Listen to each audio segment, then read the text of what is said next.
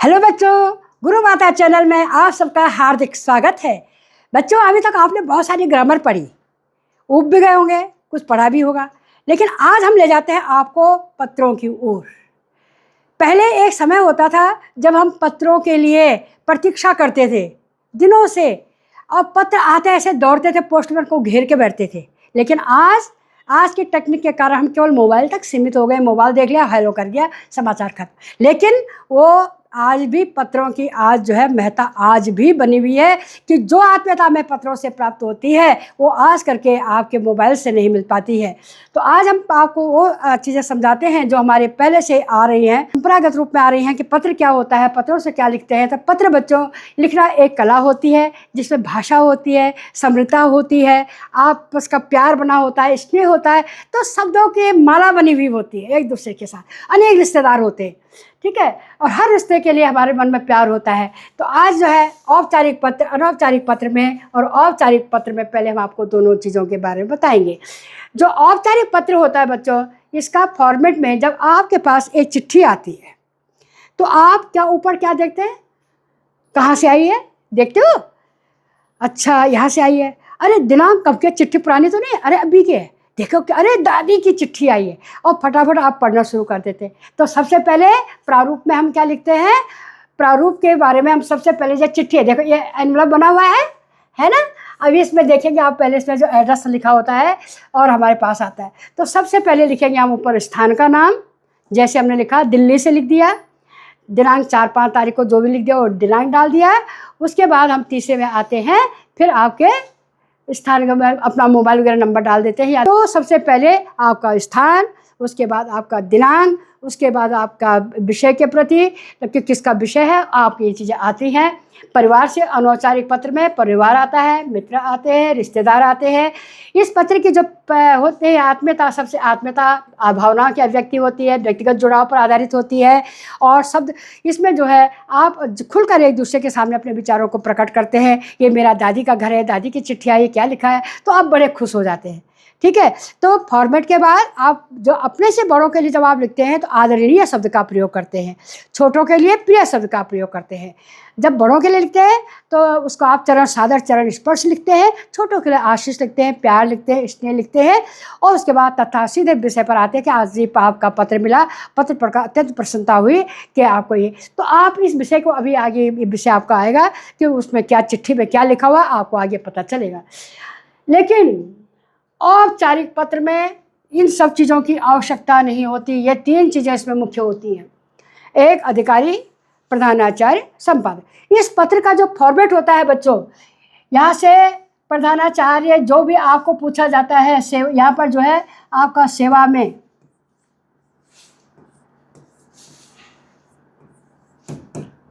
उसके बाद जब जिसके बारे में पूछा गया है, आपके पत्र के बारे में जो पूछा गया है तो उसके बारे में जो है आपके पत्रों के बारे में आपको समझाना पड़ता है। तब उसके बाद आपका यहाँ पर विषय आ जाता है। विषय के बाद विषय को, इसके भी आपके प्रारूप के नंबर अगर नहीं है, प्रारूप नहीं है तो नंबर नहीं आ पाती हैं, विषय होना चाहिए। उसके बाद महोदय करके आप उसको लिखते हैं। तो अधिकारी है, प्रधानाचार्य, आदरणीय करके, सम्मान्य करके ये आपको पत्र में लिखते हैं। महोदय करके आप इसको लिखते हैं। संबोधन शब्दों का प्रयोग विशेष रूप में किया जाता है। इसके बाद आता है आपका, इसमें जो है आपकी स्पष्टता होनी चाहिए, ठीक है। अब ये आपका जो है जैसे दादी का पत्र है, इसमें आपको दादी जी ने चिट्ठी लिखी है कि उन्होंने एक किताब निकाली थी और वो किताब का प्रकाशन हो गया। उस किताब में बहुत कुदरत की लय का, किताब का नाम कुदरत की लय है, जो ये उनका नया प्रकाशन है। तो उसमें जब उनको मालूम हो गया कि मेरी दादी के चेहरे, तो उनको वह शुक्रिया कि माँ, दादी जी बहुत अच्छा है, आपने इस उम्र में जाके आपने किताब लिखी है, ये हमारे लिए एक बहुत बड़ी प्रेरणा है। और हमें समय मिलेगा तो हम आपके पास अवश्य आएंगे, गर्मियों की छुट्टी में आएंगे और आपके पास आपकी ढेर सारी कविताओं का अध्ययन करेंगे, पढ़ेंगे। तो इसमें शब्द सीमा का ध्यान होना चाहिए, अत्यंत आत्मीयता होनी चाहिए, अत्यंत सम्मान होना चाहिए, और परिवार के साथ जुड़ाव की भावनाएं होती हैं। जो मुख्य चीज़ है इसका ध्यान रखना है, शब्द सीमा का ध्यान, आदरणीय शब्द का प्रयोग, प्रिय का शब्द का प्रयोग, आदरणीय शब्द का, और भाषा में मिठास होनी चाहिए, ये आपकी आवश्यक होती है। तो एक बार इसके प्रारूप की ओर भी आप विशेष ध्यान दे दीजिए कि इसका प्रारूप है, जैसे मान लो लखनऊ का है, दिनांक है, और दादी जी मैंने आपको बोला भी है, बताया भी था आपको, ये सब चीज़ें आ रही हैं, कुशल होंगे। आपका नया काव्य कुदरत के लय, ये मुख्य विषय है। भाषा अत्यंत रोचक, सरल और चित्रात्मक है। ये आपके संबोधन शब्दों का प्रयोग हो गया है। इसका ध्यान, एक चीज़ विशेष ध्यान, दोबारा मैं आपको समझा रही हूँ बच्चों, कि इसका जो है प्रारूप बहुत ज़रूरी है। पहले सबसे प्रेषक, प्रेषक जहाँ आपकी दादी दज्जा भी हैं, ठीक है, तिथि है, दिनांक है, अभिवादन शब्द का प्रयोग है। इस तरह से आपको इन चीज़ों का होना बहुत ज़रूरी है, जो मैंने आपको सामान्य रूप में आपको बता दी है। और दूसरी ओर इसमें जो जो चीज़ें होती हैं, मुख्य विषय भी मैंने आपको बताया कि भावनाओं का सहज प्रभाव होता है, दीर्घायु कामना होती है और अपना निर्देशन होता है कि मैं आऊँगी जाऊँगी ऐसा, ठीक है। तो इसके साथ में ये आपका ये वाला हिस्सा अलग होता है कि जिसमें आपने एक दादी को पत्र लिखा है, प्यार से पत्र लिखा, आत्मीयता दिखाई है। अब इसके बाद जो दूसरा पत्र होता है बच्चों, औपचारिक पत्र। औपचारिक पत्रों के मध्य में आपने कोई समस्या, आपने मैंने बताया था कि प्रधानाचार्य को होता है, नगर निगम के लिए होता है और अन्य समस्याओं के समाधान के लिए हम बड़े बड़े अधिकारियों के लिए पत्र लिखते हैं। तो यहाँ पर भी एक है कि आवारा पशुओं के कारण आज ये हमेशा हर जगह दिखाई दे रहा है कि आवारा पशु जगह जगह घूमते रहते हैं। तो अब ये पत्रों का इसका जो प्रारूप है बच्चों, इसका प्रारूप हमेशा जो है अलग होता है, डिफरेंट होता है। तो आप प्रारूप में क्या लिखोगे? सबसे पहले आप ये जो आपके यहाँ पर मोहल्ले के, आप किसको लिख रहे हैं पत्र? किसको लिख रहे हैं? नगर निगम अध्यक्ष को लिख रहे हैं। किसको लिख रहे हैं आप पत्र? नगर निगम अधिकारी को लिख रहे हैं। तो आपने सेवा में नगर निगम अध्यक्ष को आपने पत्र लिखा, आपने उसके बाद दिनांक डाल दिया, अपना एड्रेस डाल दिया, उसके बाद आपने सीधा विषय के प्रति आप आगे दिए, ये आपका जो है तथ्यात्मक चीज़ें हैं। उसके बाद डायरेक्ट आप विषय पर आ जाएंगे कि आपको क्या लिखना है। विषय में जैसे आपने क्या लिखा है, विषय क्या है? आवारा पशुओं के बारे में लिखा गया। ये देखिए, सेवा में प्राप्तकर्ता का प है जिसके लिए हम भेज रहे हैं। सेवा में कौन है? नगर निगम अध्यक्ष है। कहाँ का अध्यक्ष है? लखनऊ उत्तर प्रदेश का है। विषय में केवल औपचारिक पत्र है, समस्या का विवरण लिखना है, ज़्यादा बकवास नहीं लिखनी है।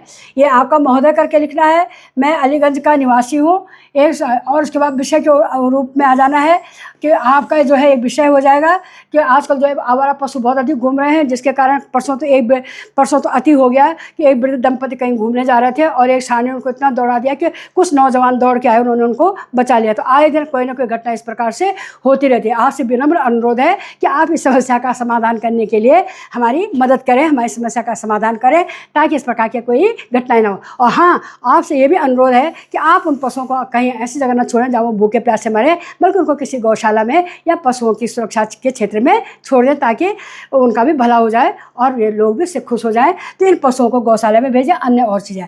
तो इसके बाद आशा है आप हमारी इस समस्या का निदान कर देंगे। हम सब इसके लिए आभारी रहेंगे। बहुदीय या बहुदिया, अनन्या, ये जो है अलीगंज कोई भी है, या समस्त मोहल्लेवासी भी आप लिख सकते हो। बस मुख्य चीज़ ये है, मुख्य दूसरी चीज़ नंबर 1 में ये है, नंबर 2 में ये है, नंबर 3 में ये है, नंबर 4 में विषय का क्लेवर हो गया, अंत में 5 हो गया विषय के अनुरूप। और शब्द संख्या को भूलना नहीं है। शब्द संख्या जितनी दी गई है उससे 2-4 शब्द कम हो जाए, पर ज़्यादा नहीं होना चाहिए। तथ्यात्मक, केवल तथ्य की विषय होना चाहिए। ये नहीं कि अब आवारा के बुजुर्ग कैसी थी, कौन रहती थी, कोई मतलब नहीं है।